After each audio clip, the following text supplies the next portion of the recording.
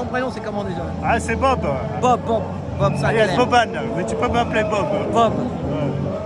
Bah, il a parlé par rapport que les mecs, il fallait les tirer un coup à Berlin. Berlin. Alors il y a des gens qui ont dit oui, c'est mieux le loup, c'est mieux toute la clique, mais lui, alors, dans ce qu'il dit, bien sûr qu'il a raison. Bien sûr qu'il y a une misère sexuelle en France.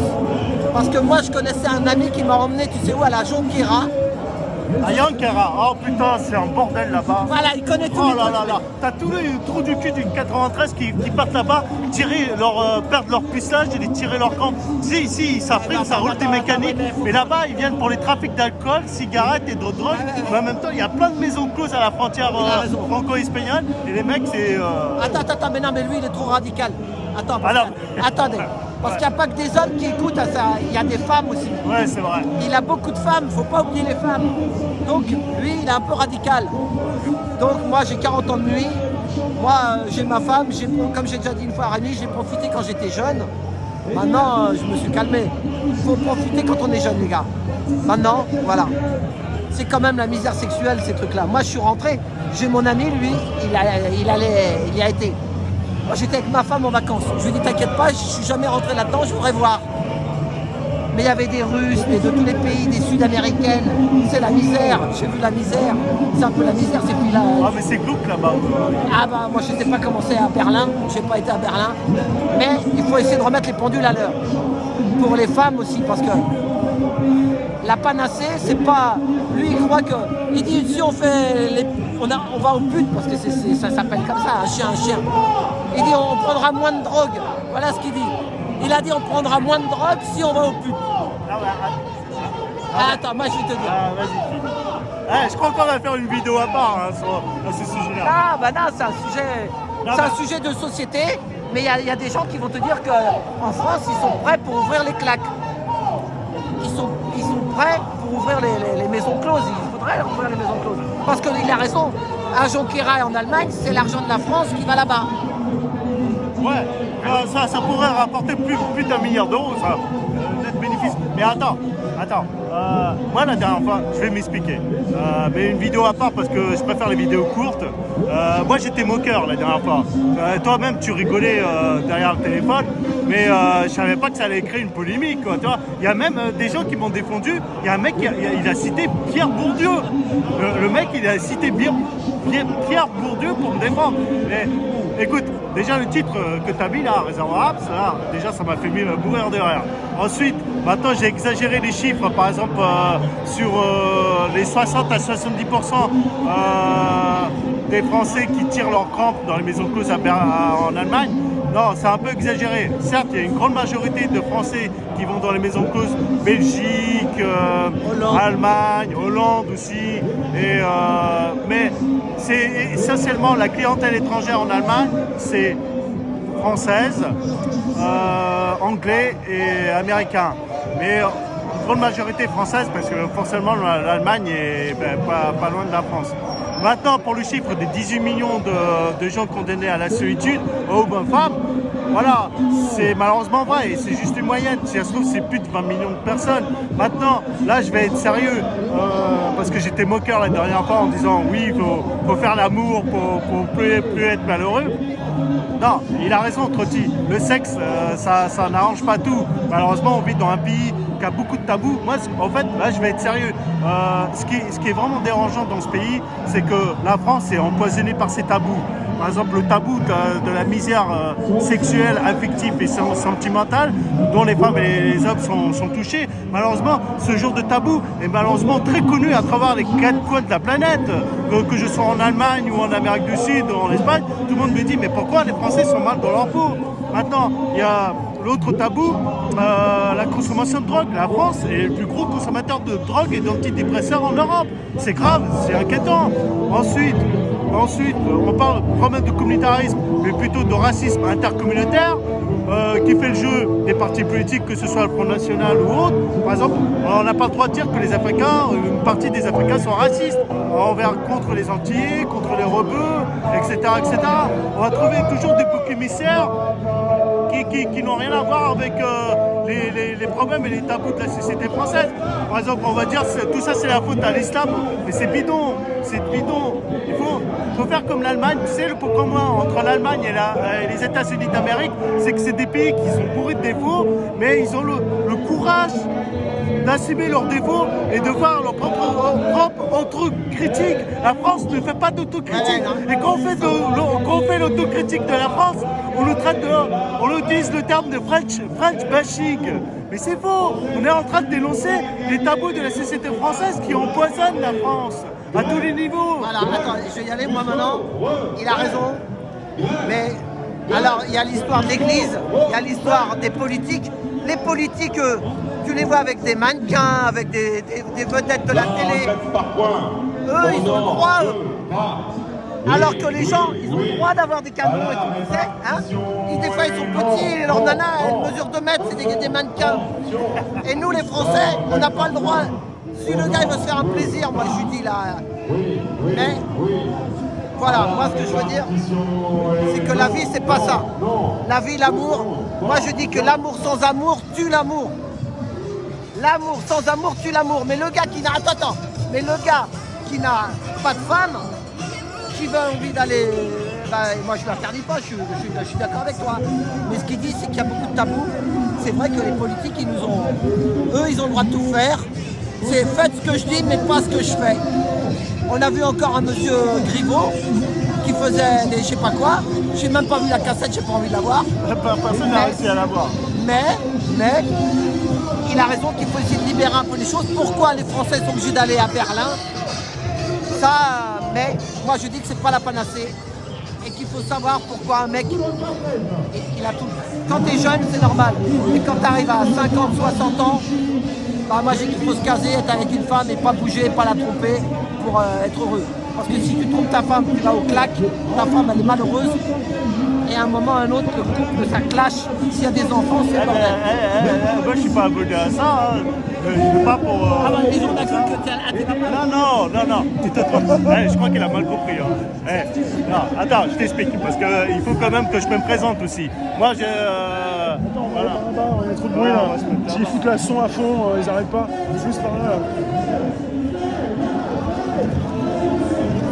Parce qu'on n'entend plus rien ici, c'est la misère quoi. Là, ouais. La propagande syndicale, comme d'habitude. Il y a une grande partie des gens au niveau des syndicats, ils ont refusé de prendre les tracts. Ah ouais le référendum ADP et la démocratie, ça fait pas partie de leur projet. Mais non, attends, déjà je me présente, hein, que pour les gens me connaissent bien. Bon, moi je suis connu parmi les Gilets jaunes en tant que Boban, alias Bob. Mais j'avais un pseudonyme d'artiste, Julien le Slammer, et j'étais slammer avec Slam Productions dans les années 2000. Donc là-dessus, je peux te révéler des trucs sur l'origine de l'affaire Copie Comique. Tu vois, parce qu'on a eu beaucoup d'échos comme quoi, beaucoup d'artistes plagiés, les amateurs, les artistes sur les scènes ouvertes, comme le Jamel Comedy Club, mais ça c'est une autre affaire. Là-dessus, grâce au slam, je suis parti là-bas à Berlin parce qu'il y avait un festival du slam international. Donc du coup, c'est génial, cette ville. Je te jure, David Bowie avait raison. La magie de cette ville, c'est les gens. J'ai jamais vu des gens aussi cool, naturellement cool, être généreux et ils sont magiques. Quoi. En 48 heures, ils m'ont ouvert les bras alors que je suis natif de Paris, de Belleville. On m'a jamais aussi bien accueilli. Sans chercher des intérêts, et je suis tombé amoureux de cette ville. Et j'ai failli refaire ma vie par amour au début vers 2012, mais pour des raisons personnelles je suis revenu ici en enfer à Paris. Voilà, s'il y avait un enfer et un paradis en Europe, le paradis ce serait Berlin et l'enfer ce serait Paris. C'est tout l'inverse. Tu vois, les gens sont naturellement cool. Maintenant, j'ai fait la découverte, tu sais quoi? Alors que j'ai mis les pieds en 2009 à Berlin, j'ai découvert les maisons closes seulement qu'en 2012. les gens, les francophones se foutaient de ma gueule en disant quoi, tu viens pas pour ça? Ben non, je viens pour les scènes artistiques, Voilà, c'est ça. pour les concerts. Pour l'underground. Et puis comme moi je suis d'origine slave, ça passe bien parce que Berlin est une capitale germano-slave. T'as beaucoup de Tchécoslovaques, de Yougoslaves, d'Allemands et de Turcs. Donc pour moi, je suis comme un poisson dans l'eau, quoi. Et après, tu sais, voilà, là-bas il y a une grande communauté de francophones à Berlin.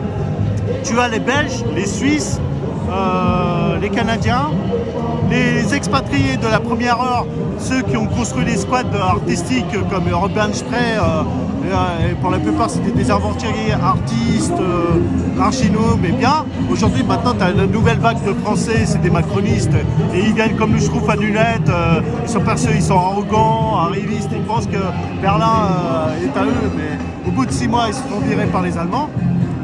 Ah, voilà.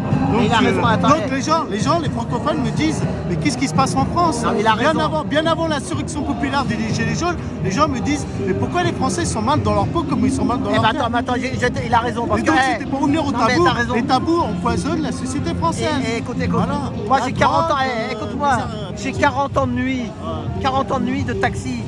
C'est vrai qu'il y a 20 ans, moi j'ai commencé le taxi en 78 jusqu'à dans les années 2000. Il y avait une bonne ambiance à Paris, les gens. Je suis d'accord avec toi. Voilà, il y avait des bars, on appelait ça des bars à hôtesse, mais les mecs après ils pouvaient emmener la fille à. Bon, il y en avait qu'à Pigalle, mais Voilà, non, pas Capigal, il y avait des trucs pour les étrangers. Mais écoute-moi, connais pas. c'était pour les. Voilà. Et ben un jour, il y a un fameux président de la République, je ne vais pas donner son nom, j'ai pas envie de me retrouver au cimetière. Déjà, nous on parle, mais j'ai pas envie de me retrouver au cimetière, mais je vous dis qu'il y a un président de la République qui est arrivé. Rue Bastion, attention, tu vas finir rue Bastion. Qu'est-ce qu'il a fait? Il a fermé tout. Tout. Alors que les clients, alors après, nous, ils nous montaient la nuit dans les taxis. Et là, tu sais ce qu'ils disaient, les touristes? Where you go? Where for the good place for girl? Alors moi, j'en disais, avant, il y avait, les taxis. il y avait toujours, hein. des bonnes places. Oui, voilà. Et maintenant, il n'y a plus rien. Et un jour, j'ai pris des maires, parce qu'il y avait le salon des maires, qui allait aussi dans ces trucs-là, mais c'était pas forcément. Ils venaient boire un verre. Et il y avait un petit spectacle. C'était un truc, je ne vais pas donner le nom, c'était aux Champs-Élysées. Donc, c'était pas un truc. Ils ont embarqué le mec, ils lui ont fait la misère, ça faisait 20 ans qu'il était là, ils l'ont même mis en tôle. Et après, qu'est-ce qu'il y a eu, je vais vous le dire. Et bien, toutes ces prostituées qui étaient dans ces bars-là, elles se sont fait ubériser. Maintenant, hier soir, j'ai pris une pute avec une mini, je dis le mot, c'est une pute, en mini-jupe. Elle sortait d'un hôtel, elle est dans un autre. Elle était comme Rémi avec deux smartphones là. Et tac, tu sais, et ils travaillent avec ça parce qu'il y en a qui gagnent de l'argent. C'est clair. Et qu'à mon avis, ils ont fermé ces trucs-là parce que c'était à l'ancienne. Et que derrière, c'est des gars qui ont fait des écoles de commerce. Tout derrière les applications, c'est des gars qui ont fait des écoles de commerce et ils ont senti un business. Donc ils ont dit, il faut tuer ce business-là. C'est toujours que de l'argent. Sauf que c'est triste. Moi, un jour, j'ai repris une vieille prostituée qui travaillait dans ces bars-là, dans mon taxi. Et tu sais ce que je lui dis? Elle me dit, c'était le bon temps quand même quand on travaillait à ce nom-là, là. Quand les taxis emmenaient les clients. Les adresses. Ouais, et, tu sais ce et je lui dis, mais tu fais pas l'internet, toi? Elle m'a dit, j'ai pas envie de me retrouver enroulé dans un tapis. Parce que tu peux te faire, tu sais pas où tu vas aller, il y a des nanas qui sont agressées. Alors que là, tu rentrais dans ce club-là, tu avais des caméras, t'inquiète pas, le mec il savait qu'il était filmé, il venait boire un verre, ou s'il voulait faire son affaire, il la faisait, mais c'était clean. Et ben ils ont tout fermé. Pourquoi? C'est toujours une histoire d'argent. Et l'argent tue tout. Hier, j'ai pris un blindé. Le mec, il habitait boulevard de Courcelles, en face du parc Monceau. Tu sais avec qui il a dîné? Il m'a donné un chiffre en dessous de 10. J'ai dîné ce soir avec la numéro. Je ne vais pas donner le nom parce que je ne veux pas qu'elle ait de problème. Moi non plus, je ne veux pas qu'elle se retrouve au cimetière. Avec la numéro en dessous de 10 de Facebook. Et elle, quand de chez elle, tu vois... C'est l'adresse les plus chères de Paris. Et tu sais le mec, il était gentil, hein. Un Français. Il a mangé avec une Américaine. Il m'a dit, c'est une vieille dame. Elle a créé Facebook. Tu sais, quand ils avaient des actions, des trucs, ça a dû monter, des trucs de fou. Hein. Et ben, tu sais ce qu'il m'a dit, le mec? Il m'a dit, ouais, ces gens-là, moi je leur ai dit, mais est-ce qu'ils savent ce qu'ils font, des fois, le mal qu'ils font? Eh ben non, pour eux, ils font du bien. Pour eux, ils s'acoquinent avec des gens d'école de commerce et ils font du bien. Bien sûr. Hein? Bien sûr. Rémi le sait. Voilà, il me dit bien sûr. Voilà. ils font du mal à la planète. Nous, les taxis, on est morts. Demain, ils vont bloquer. Les taxis vont bloquer. J'appelle le taxi demain à la gare de Lyon. De 11h à minuit, ils veulent bloquer la gare de Lyon. Donc, voilà, le modernisme et tout ça, il y a des politiques, à mon avis. C'est peut-être pas les politiques, mais moi, je dis que c'est leurs enfants qui sont derrière. Et ils savent qu'il y a du gros pognon à prendre. Et l'argent tue tout. Et Voilà. au niveau de la drogue aussi, c'est pas mal. Tu te dis pourquoi il n'y a pas de... Moi, quand j'étais gamin, quand j'allumais la télé, on disait la drogue, c'est pas bien. À l'école, on disait la drogue, c'est pas bien. Mais maintenant, la drogue est partout. C'est Ah incroyable. ben c'est ça, ouais, mais ça c'est parce qu'il n'y a pas de boulot et ils ont pour acheter la paix sociale. Non mais la drogue c'est pas bien, la drogue c'est le sucre, la drogue c'est la télé, la drogue c'est le porno, la drogue c'est la violence, la drogue c'est les jeux vidéo, la drogue elle est Là, partout. tu cites Pierre Bourdieu. Elle est partout la drogue. Alors c'est pas bien, bah il faut tout arrêter. Ou alors il faut juste avec parcimonie. C'est ça, d'essayer de trouver Il des y a justes une milieux. forte consommation sélective de drogue. Il n'y a qu'à voir l'image de notre cher président. C'est un cocaïnomane. Il n'y a qu'à écouter Gérard Fauré, là, qui va sortir un bouquin là-dessus. Et là, il te rejoint, là. Parce qu'il va parler de sexe, de pédophilie, de drogue. Lui, le prince de la coke, Ah, là, bah, il balance tout, faut pas donner de balance nom, moi tout, je là, donne pas de dans nom, son je prochain donne bouquin. pas de nom. Ah, mais t'inquiète. Mais, sait pas, ça, c'est leur vie. tu dis, maintenant j'ai appris que même à Saint-Denis, tu as les associations de familles musulmanes qui empêchent les dealers de rentrer dans les écoles, Ah, au collège. C'est hallucinant. Et le gouvernement ne fait rien. Je veux dire, il faut dire que quand même, tu as des élites en France qui ont des intérêts avec le gouvernement corrompu du Maroc. Ça, c'est même pas un secret. Des montagnes du Rif, on trouve des tonnes de hachis. Et qui les exporte en France? Qui Tu vas pas me dire que c'est le mec de cité. Il a pas la logistique. Lui, c'est juste un larbin. Il fait la pute sur le trottoir pour vendre 2 ou 3 joints face aux bobos gauchos de la pensée unique qui consomment tous les jours de la drogue et qui sont persuadés qu'ils vont changer le monde en prenant de la drogue du matin jusqu'au soir. Voilà. Mais comme disait Pierre Bourdieu, je remercie Vincent qui a cité Pierre Bourdieu dans les commentaires, tout ça c'est fait pour exploiter et manipuler la masse des gens. C'est tout. Voilà. On va revenir. Les tabous, misère sexuelle, affective et sentimentale. Tu as les sites de rencontres. Tu sais, la France, il y en a combien de sites de rencontres payants? Il y en a plus de 35. En Allemagne, il n'y en a même pas 15. Pourquoi? Parce que les Allemands, ils vont dans les boîtes de nuit, à l'ancienne, comme dans les années 80. Après, ils vont appeler Trotti. Eh, regardez les avocats. Filme-le un coup, juste une seconde. Ouais, les avocats. Ouais. Regarde les avocats. Ouais, les avocats. Eh ben, ils vont se faire ubériser. Regarde, je vais leur parler. Vas-y.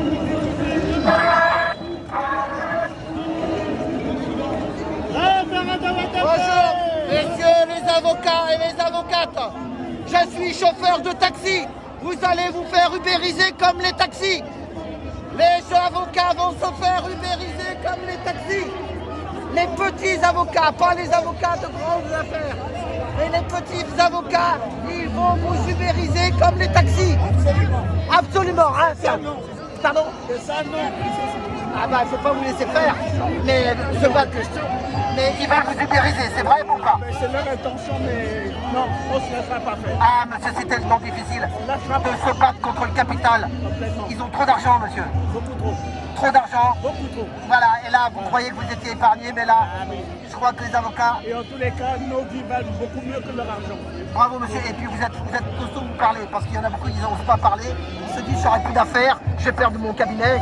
Monsieur, il faut être courageux. Moi, je vous dis, le taxi, on est comme ça, sous terre, tellement ils nous ont ramassé. Ça fait 5 ans que je n'ai pas pris de vacances. Alors, je vous souhaite d'avoir toujours des vacances, monsieur les avocats. Et j'ai raison. Ah, merci, monsieur. Continuez la lutte. Merci, bravo. T'as vu? Il a dit oui. Voilà.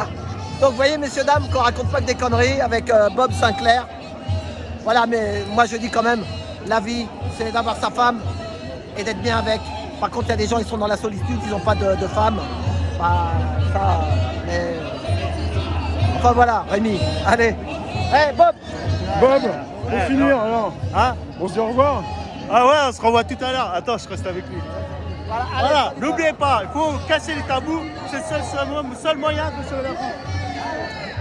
Voilà. Bon, allez. A plus. Ouais. Ouais, je te dis. Demain, je te dis, à mon avis, ça va être... ça va pas durer longtemps. Ouais, ok. Hein? T'es pas obligé de pourquoi ça bouge pas, c'est statique. Tu fais un truc d'1 heure, mais crois-moi, t'auras les dessus. Hein. Puis il y a les taxis, il y en a, ils ont des grandes gueules. Hein. T'as des mecs, il y a des taxis, quand ils viennent, tu vas avoir des belles images. Bon, tu me tiens au courant, moi je te dis 10 heures.